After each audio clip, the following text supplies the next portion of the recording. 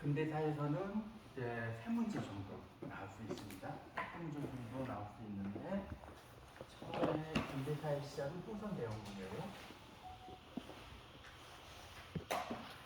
풍선대원군도 두 가지로 나눌 수 있어요. 풍선대원군의 업적이 나오든지 아니면 통상수교 거부정책 순서가 나오든지 둘 중에 하나입니다. 여기서 한 문제가 나올 수 있어요.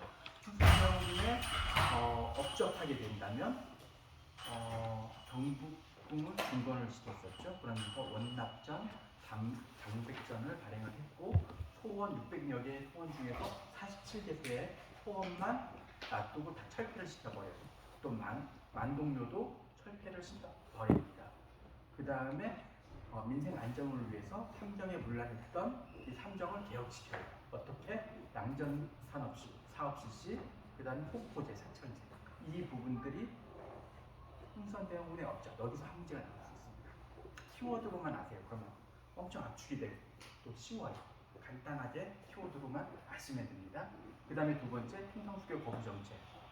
자, 이 순서는 병인박해, 1866년 병인박해, 제너럴 쇼문호 사건, 병인 양육, 1866년, 그 다음 1868년에 남영국금융, 오페르트 도구 사건, 그 다음 1871년에 신비 양육, 척화비 건립 해가지고 요 순서가 시험에 잘 나와요. 그래서 갈로넣기예요. 중간에 하나 딱 제너럴 쇼문호 사건 딱 갈로 쳐가지고 어느 시기에 들어가는 거냐 이 순서만 하시면 돼요. 그래서 이거는 저는 이렇게 외웠거든요. 제병남신이라고 해서 제너럴 쇼문호 사건, 병인박해, 남영국료 도구 사건, 심리양, 제병남신 이런 식으로. 제병나서 신이 났어 뭐 이런 식으로 해서 제병남신. 그래서 이런 식으로 외우면 쉽게 외울 수가 있어요. 그래서 여기서 한 문제가 나올 수 있고요. 두 번째는 뭐냐면 근대사의 흐름 순서.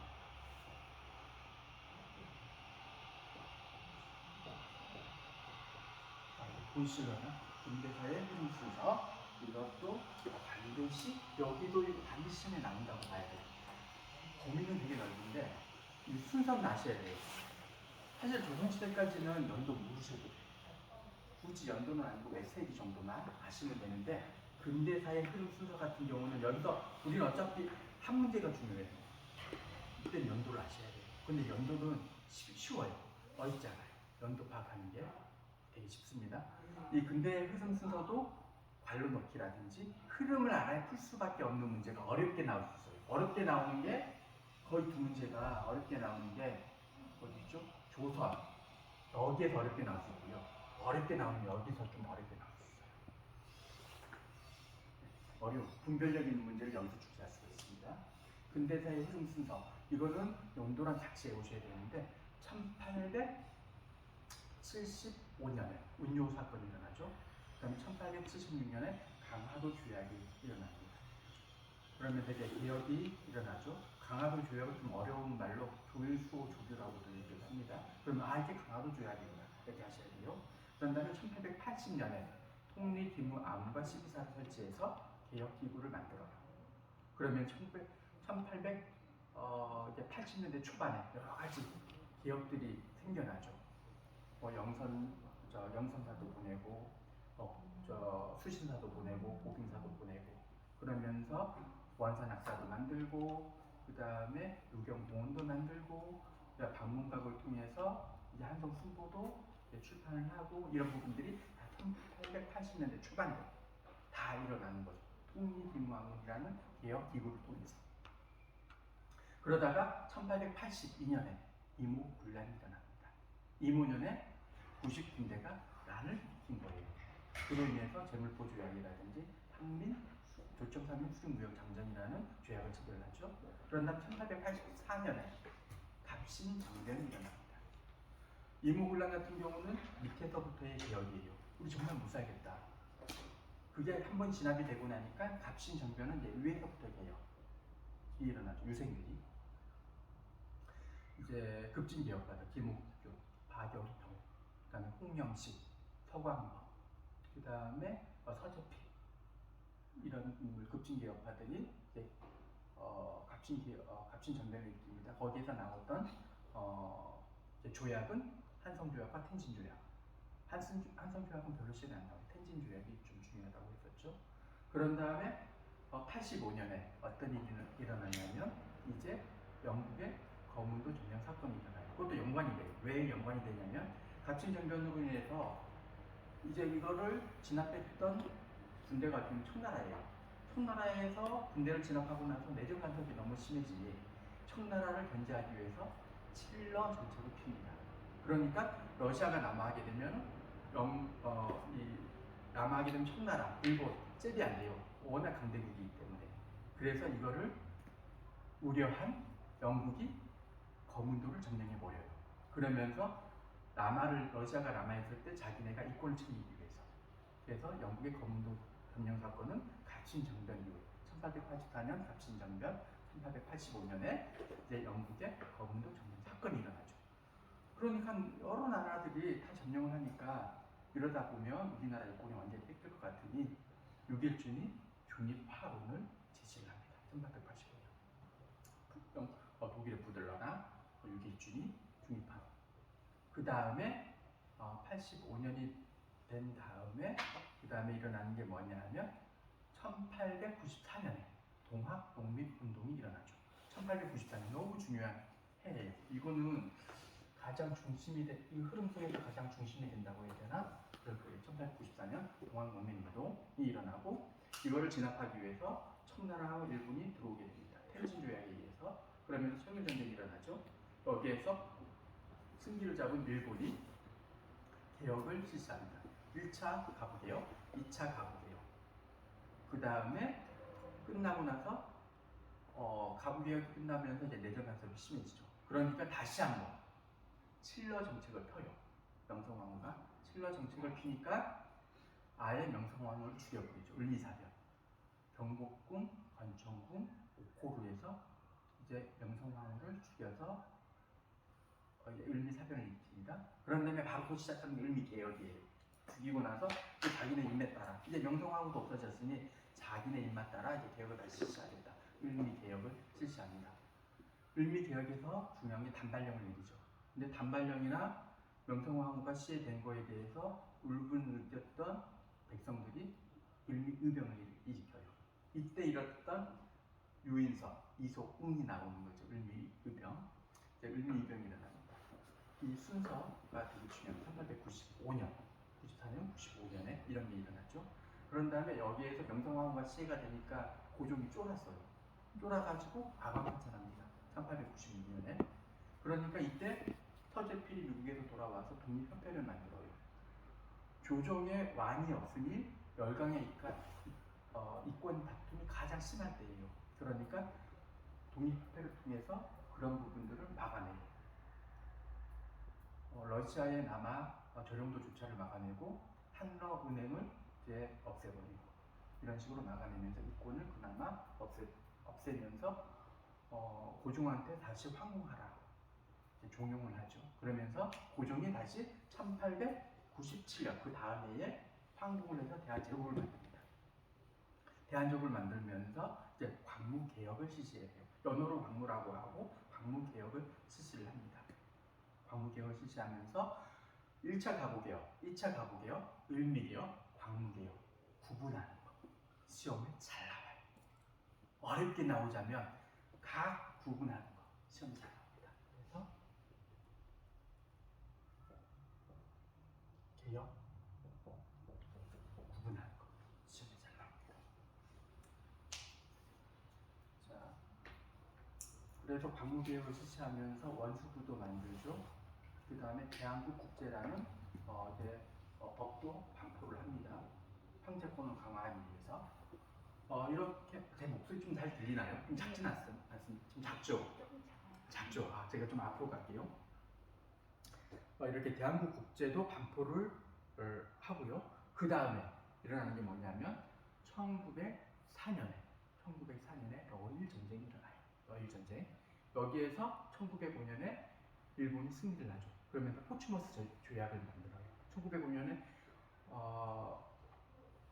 러시아하고 포츠머스 조약을 그 다음에 영국하고는 제2차 영일 동맹을 1905년에, 그다음에 미국하고는 가츠라, 페프트, 일약을 만들어서 한반도에 대한 이권을 간섭하지 못하게 만듭니다. 그래서 1905년에 을사늑약을 만들게 됩니다. 이 을사늑약의 대표적인 내용 두 가지가 있죠. 첫 번째, 외교권을 박탈시켰다. 두 번째, 통감부를 설치했다. 이로 인해서 이제 을사의병이 일어납니다.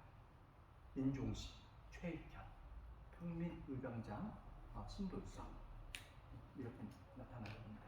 그런 다음에 1907년 정비 7조약, 한일 신협약을 통해서 군대를 해산시켜버려요. 그러면 차관 정치를 합니다. 저는 이렇게 외웠어요. 신차로 군대에 들어가 해집어버려서 군대를 해산시켰다. 신차. 그래서 한일 신협약은 차관 정치다. 그 다음에 군대를 해산했다. 그냥 그렇게 쉽게 우리가 쉽게 외워지더라고요. 옛날에, 아주 옛날에 그렇게 외웠었는데 그렇게 외우시면 되세요. 중간중간에 외울 수 있는 팁을 말씀해 드릴게요. 네, 한일 신협약. 그 다음에 1909년에 기후각서를 통해서 사법권을 박탈시켜버리고 경찰권을 박탈시켜버립니다. 그러면서 1910년에 한일 이제 병합을 하게 됩니다. 이 순서 1875년부터 1910년까지 이 흐름 반드시 아셔야 돼요. 여기서 한 문제는 나와요. 좀 기는데 이게 흐름으로 이걸 외우지 마시고요. 스토리로 엮으셔요. 스토리로 엮으시면 쉽게 알 수 있어요. 이렇게 해서 흐름 수도, 또 개혁 구분, 그 다음에 조약. 구분도 사실 중요한 조약은 몇 개 안 돼요. 오히려 조약을 되게 힘들어 하시거든요. 몇 개 안 돼요. 딱 네 가지만 하시면 됩니다. 그 안에서 다 나와요. 그러니까 칼려 하실 필요 전혀 없어요. 자, 그 다음에 중요한 거. 정말 여기서 동학농민운동은 매번 나오긴 나오는데, 동학농민운동 순서는, 동학농민운동이 나왔다면 순서예요. 순서밖에 시작 안 나옵니다.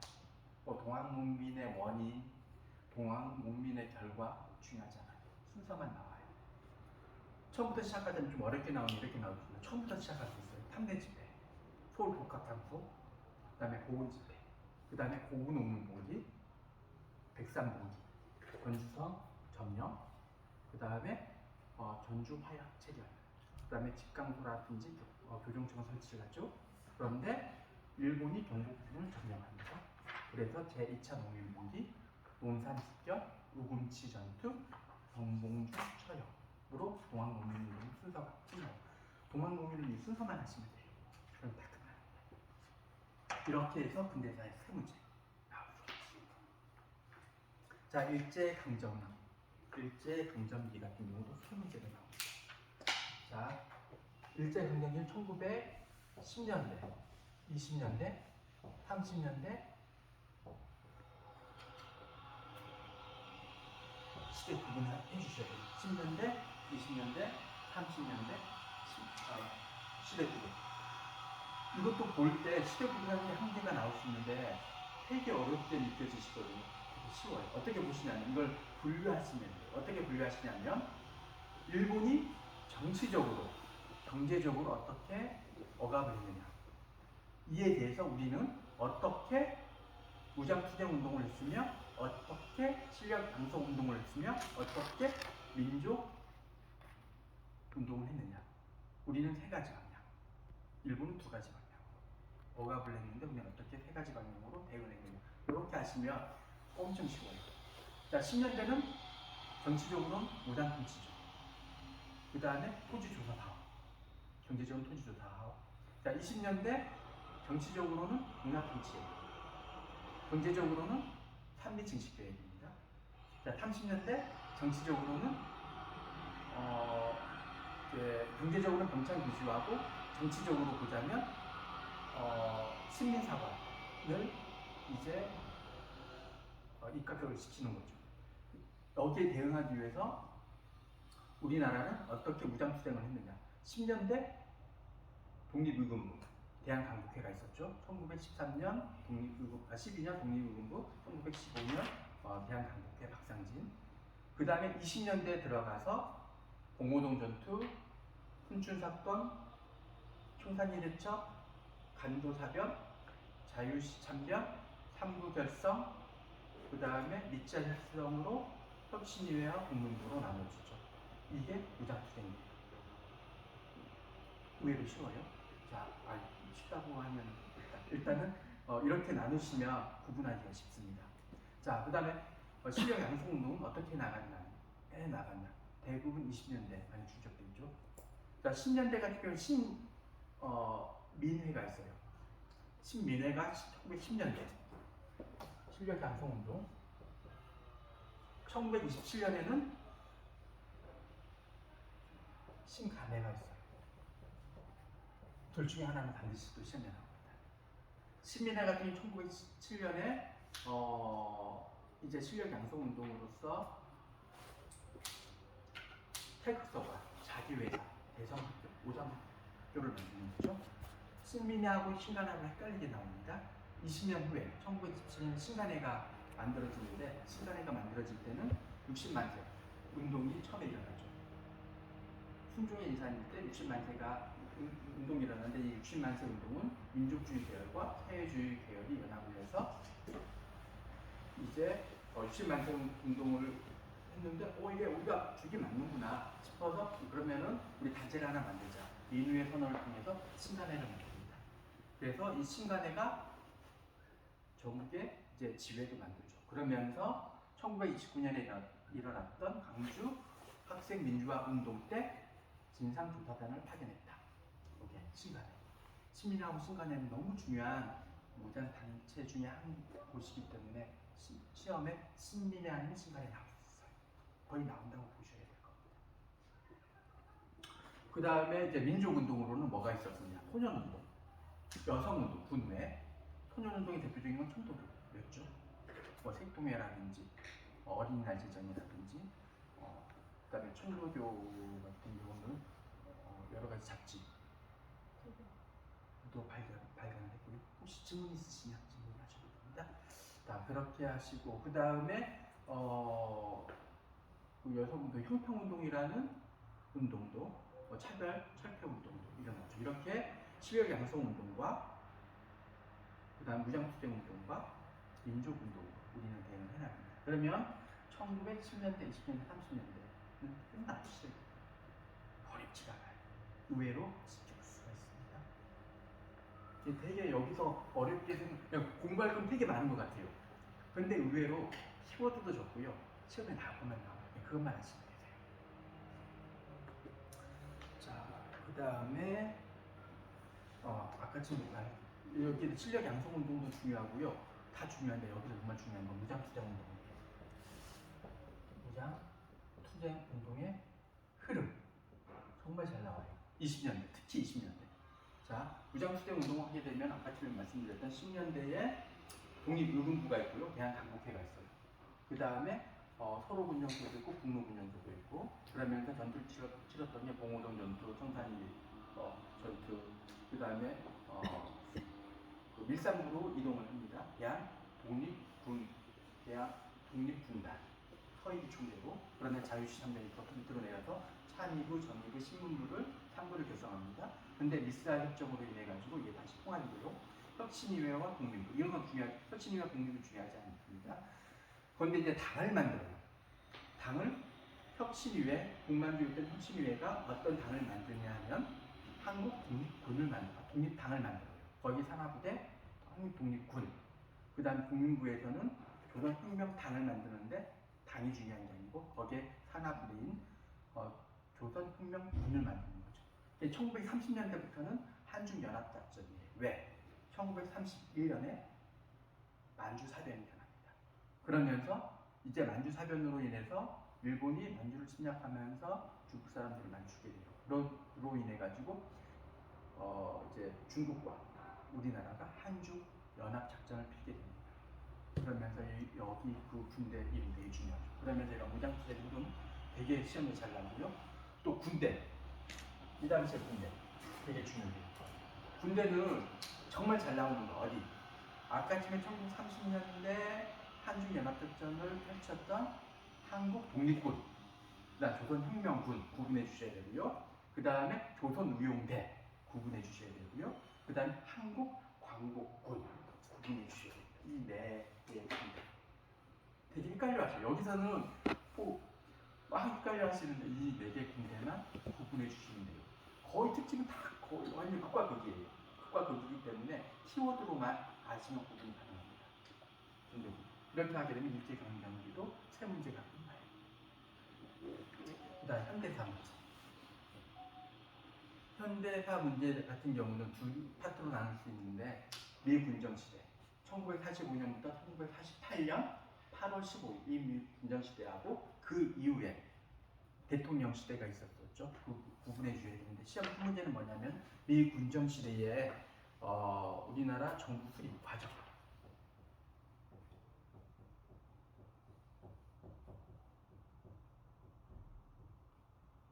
과정이 시험에 나옵니다. 자, 정부 수립 과정이 시험에 나오는데 어떻게 시작하냐면 오숙과 삼국 외상 회의부터 시작하죠. 시험에 나올 수 있는 거는 오숙과 삼국 외상 회의의 내용이 세 가지가 시험에 나올 수 있습니다. 대한민국 임시정부를 수립한다, 시탁 통치를 한다, 그 다음에 그로 인해서 미소공동위원회를 이제 건립을 한다. 이 세 가지. 그런데 시탁 통치 문제 때문에 이게 언제는 1945년 12월에 모스크바 삼국 외상회의를 열립니다. 그런데 신탁 통치 문제 때문에 좌우가 분열이 돼요. 그런 다음에 1946년 3월에 연도는 몰라도 됩니다. 이거 순서만 하시면 돼요. 그냥 연도는 제가 말씀드리는 거는 좀 이해하기 편하게 하시려고 이렇게 말씀을 드리는 거예요. 1946년 3월에 제1차 미소공동위원회가 나와요. 근데 자유분열 때문에 이게 제대로 이루어지지가 않습니다. 그러니까 1946년 6월에 이승만이 정읍 발언을 합니다. 정읍 발언이 중요해요. 시험에 이게 나오든지 정읍 발언 시기가 어느 시기에 나왔느냐 그게 중요합니다. 정읍 발언은 1차 미소 공동위원회가 결렬되고 나서 정읍 발언이라 합니다. 정읍 발언에 들어서 그러면 남한만이라도 단독 정부를 수립하겠다 하니 좌우에서 난리가 난 거죠. 그러면 분단이 된다. 그러면 이제 분열이 되게 되면 분단이 되게 되면 큰일 난다. 안 된다. 하면서 46년 7월에 좌우합작 운동이 일어납니다.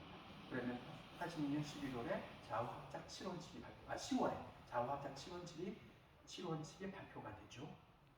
그런 다음에 이제 1년이 지나서 47년 5월에 제2차 공동위원회가 일어나는데 미소공의가 일어나는데 열리긴 하지만 이것도 결렬이 돼요.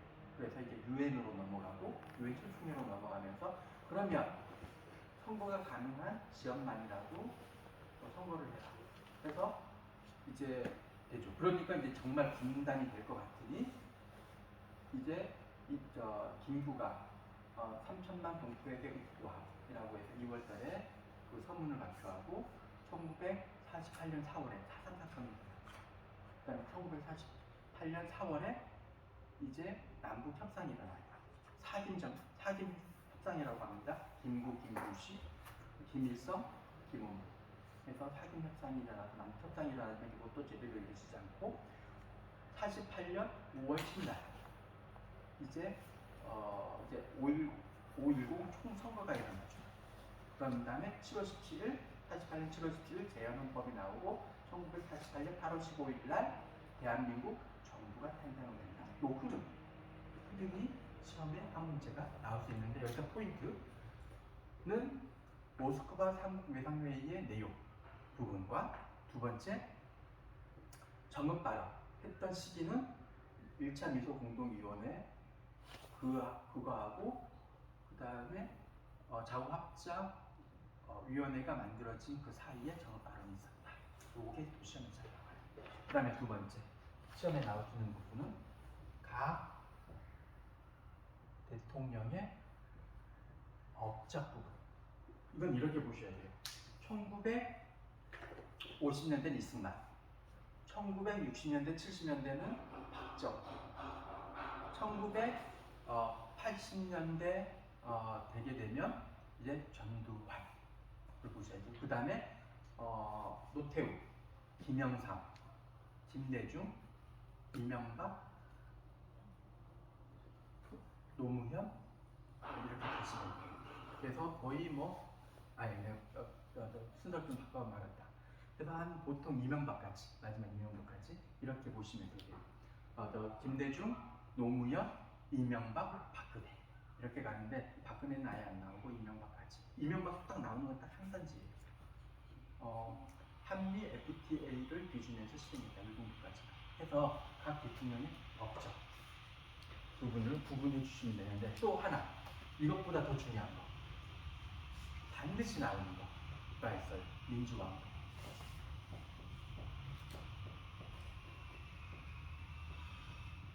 아까 선생님께서 아까 전에 설명 헷갈리고 하셨던 이건 반드시 나옵니다.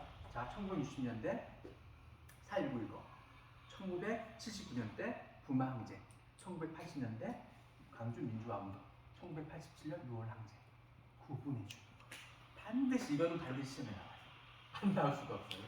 나오기 때문에 이렇게 하면 20문제 여기서 80%예요. 이걸 가지고 우리는 어떻게 할 거냐? 이 책에서 요약 정리가 너무 잘 돼 있어요. 이 책으로 우리가 쓸데없는 다 빼고 볼 겁니다. 근데 이 책으로는 모자란 부분이 있어요. 나머지 3문제, 4문제 이 부분 어디서 보느냐? 우리 800제 문제 속에서 다 나와요. 그래서 그 800제 문제 선지 하나하나를 다 설명해 드릴 거거든요. 그거를 여기다가 대입시키세요. 그래서 짧게 가시는 게 좋아요. 이 두꺼운 것 같은 경우는 너무 두껍다 보니까 쓸데없는 시험에 안 나오는 부분까지 다 설명이 돼 있어요. 근데 이렇게 보면 더 헷갈려요. 요점 정리해서 요약서를 보시는 게 훨씬 공부할 수 있는 요령이에요. 그래서 여기다가 다, 근데 이거 복습하셔야 돼요. 어떻게 하시냐? 우리가 이제 문제풀이 하면서 써드리잖아요. 제가 막 칠판에 판서를 하면 그걸 적잖아요. 적고 나면 그거를 이쪽에 옮겨 적으시면서 복습을 하셔야 돼요. 그러니까 이거 단권화 시키십시오. 이것도 좋은 방법. 이 학원 강사들이 막 이렇게 막 외우잖아요. 외우는 방법이 있어요. 그 방법이 노하우가 뭐냐면요.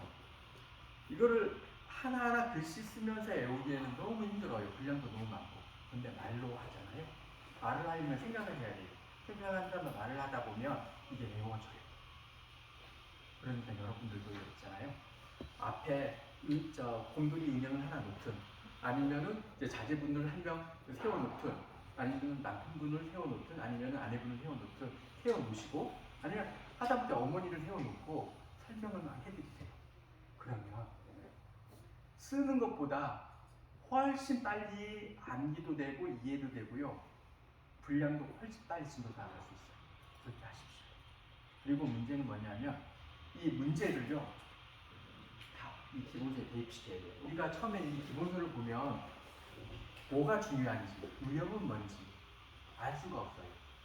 정말 좋은 방법은 뭐냐면 이 노하우에 모든 암기 과목은 이 방법으로 다 통해요. 뭐냐 하면 이 기출문제 있잖아요. 이 기출문제를 풀다 보면 잘 나오는 키워드도 있고 잘 나오는 선지도 있고 유형도 파악이 돼요. 이거를 여기에 마킹을 하세요. 키워드만. 그러면서 나중에 그 키워드만 보시면 돼요. 이건 제가 썼던 방법이고 제가 공부하는 방법이었거든요. 이게 영어하고 국어는 안 막히는데 그 외 암기 과목은 다 먹혀요. 근데 그 제가 혼자만 아는 방법인 줄 알았는데 그 사설을 1년 만에 합격한 김윤기 변호사라고 있어요. 1년 만에 합격을 했어요. 이 사람이 좋은 대학을 나온 것도 아니고 공부에 별로 관심도 없었고 공부도 잘하지 못했던 사람인데 사실을 1년 만에 합격한 거예요. 근데 얘기를 해보니까 제가 알고 있던 그 노하우를 얘기를 하는 거예요. 자기는 너무 모르니까 이 기출문제를 전부 다 답을 표시했대요. 키워드만 체크를 했대요. 그거를 기본서에 그대로 밑줄만 그었대요. 그런 다음에 기본서의 유형을 파악한 다음에 그것만 외우고 기출문제를 한 번 더 풀고 그래서 1년 만에 사실을 합격한 분이시거든요. 근데 그 방법은 저만 아는 제 나름대로 노하우인 줄 알았는데 그분이 그 방법을 그대로 얘기하는 거예요. 그래서 기출문제가 중요해요. 키워드가 중요해요. 제가 말씀드리면 기출문제를 기본서에 그대로 밑줄만 그으시면 되게 쉽게 할 수가 있어요. 그래서 어저께 우리 카톡에 이제 처음 하는데 어느 분인지는 모르겠지만 선생님이세요. 네. 하는데 모르겠다고 하는데 제가 믿으라고 얘기를 했잖아요. 그 이유가 이런 이유들 때문이에요. 하시면 쉬워요. 또 이 역사라는 게 애우려고 하시는 것보다 이해만 하세요. 어차피 우리는 주관식이 아니고 단답에 고르는 거잖아요. 이해만 하면 다 풀 수 있어요. 그리고 문제를 안개하지 마세요. 이해만 하시고 답도 안개하지 마시고 키워드만 아셔야 돼요. 그리고 문제가 확 줄어들어요. 그리고 쓸데없는 건 막 할 필요 없잖아요. 우리가 나올 부분만 하시고 거기에서 보면서 이 800제 문제점이 다 나와요. 100%예요. 안 나올 수가 없어요. 그러니까 그렇게 보시면 쉽게 보실 수가 있습니다. 자, 이렇게 해가지고 요거 오늘 안 나오신 분들 있잖아요. 그 노트 필기하신 거 안 나오신 분한테 한번 보여주세요. 이게 너무 중요한 부분이기 때문에. 자, 그렇게 하고 이제 이 미니북을 이제 들어가도록 하겠습니다. 이 미니북은 제가 볼 때는 정말 잘 나왔어. 잘 나왔는데 네, 한번 또 미니북이 너무 잘 나왔는데 이 미니북을 중요한 거는 반복하는 게 중요해요. 그래서 한번 빨리 일주일 사이에 이 미니북만 보면 볼 건데 빨리 지나가고 그 다음에 또 한 번 보고 그 다음에 또 한 번 보면 살을 붙여드릴 거예요. 그렇게 하는 게 흐름상 파악하기가 훨씬 더 쉬워요. 이걸 처음부터 끝까지 하나하나 세세하게 보게 되면 더 힘들어요. 그러니까 빨리 보고 두 번째 반복하고 세 번째 반복하는 게 훨씬 더 쉽게 익힐 수 있고 공부할 수 있는 방법입니다. 자, 첫 번째 현사실에 드리도록 하겠습니다. 자, 구석기, 신석기, 총동기, 철기, 고조선 한 장에 다 나와 있죠. 여기서 한 문제가 나옵니다. 자, 한 문제가 나오는데 구석기 씨의 대표적인 거 땡석기, 주먹토끼 밑줄 찍으세요. 그 다음에 승배찌개 밑줄. 제가 밑줄 치는 건 뭐냐면요. 우리 기출문제에 잘 나오는 선지만 반복해서 나오는 선지 부분만 키워드로 밑줄을 그으시면 됩니다. 자, 두 번째 동굴, 막지 밑줄 지으세요. 자, 이렇게 하면 구석기는 끝나요. 자, 신석기. 예, 구석기하고 신석기는 구분하는데 이렇게 구분하시면 됩니다. 구석기는 정말 원신이다, 원숭이들 원신이다 생각을 하세요. 그래서 막 수렵 채집하고 이동생활하고 그러니까 가지고 뒤집어 있고 우거우거 하면서 살고 이렇게 생각을 하세요. 그런데 신석기는 우리랑 똑같아요. 구석기는 70만 년 전부터 시작했거든요. 신석기는 1만 년 전이에요. 지금으로부터 BC 8,000년 전. 근데 이 신석기는 우리랑 똑같다고 보시면 돼요. 그래서 애매하다 할 때는 정말 원신이면 구석기, 우리랑 똑같으면 신석기. 그래서 이때부터는 신석기 혁명이 일어나죠. 어떤 거? 농경과 목축의 시작. 자, 여기가 농경과 목축의 시작이 이거 안 지켜져 있네. 있구나. 경제에 보면 농경, 목축 시작. 밑줄, 농경, 목축 시작. 근데 여기서 갈로 치세요. 벼농사 아니, 벼농사 X. 벼농사 X 하시고요. 자, 그 다음에 시험에 잘 나온 가락바퀴와 뼈바늘 밑줄. 빗살무늬 토기 밑줄. 그러면 끝나죠. 신석기도. 자, 신석기 때는 이제 정책 생활을 하게 됩니다. 정책 생활을 하게 되니까 이때부터 집이 필요하겠죠. 웅집을 만들어요. 웅집을 만들고 농경과 목축을 시작하는데 중요한 거는 뭐냐? 벼농사는 아니에요. 벼농사는 아니고 농경과 목축을 시작하다 보니까 이제 토기가 필요해요. 그래서 빗살무늬가 필요한 거죠. 그러면 우리가 그렇기 때문에 옷도 해 입어야 되잖아요. 우리가 구석기인들이 아니고 신석기인들. 머릿속으로 상상하시면 돼요. 상상하시면 됩니다. 신석기인들이기 때문에 우리는 이제부터 신석기인들이야. 우리는 농사도 지어. 우리는 이제 목축도 해. 우리는 집도 있어. 그러면서 우리는 이제 문명인이 되는 과정이기 때문에 우리 이제 옷도 입어야 돼. 그래서 옷도 입기 위해서 실을 뽑아야 되고 가락바퀴로 실을 뽑고 뼈바늘로 옷을 깁습니다. 자, 이렇게 하면 신석기도 끝납니다. 일단은 다 설명을 해드릴게요. 청동기 같은 경우 중요한 거 반달돌칼 밑줄, 비파형 밑줄, 미송이식 밑줄. 벼농사 밑줄, 밑에 고인돌 밑줄. 자, 반달돌칼이 되게 중요합니다. 벼농사는 언제 시작했느냐? 청동시부터 시작을 합니다. 그러면서 밑에 보시면 유물 그림이 보이시죠? 벼농사 반달돌칼 그림 보이시죠? 구멍 콩콩 난 거. 이 구멍에다가 이렇게 하는 거예요. 끈을 이렇게 매달아서요. 손을 이렇게 매달아 손을 딱 집어넣고 이렇게 벼 이삭을 이제 자르는 거예요. 이 반달돌칼. 너무 정말 이 선사시대에서 중요한 거는 사실 반달돌칼하고요 가락밖에 안 까봐는 거예요. 이 선치. 자, 그 다음에 철기. 철기 같은 경우는 철제 농기구 밑줄, 명도점 밑줄. 이렇게 하시면 돼요. 아, 또 태형 동검 밑줄. 이걸로 거의 구분이 됩니다. 모든 시험이 보통 이 안에서 여러 가지 문제들이 많잖아요. 이 안에서 반복해서 이 키워드만 아시면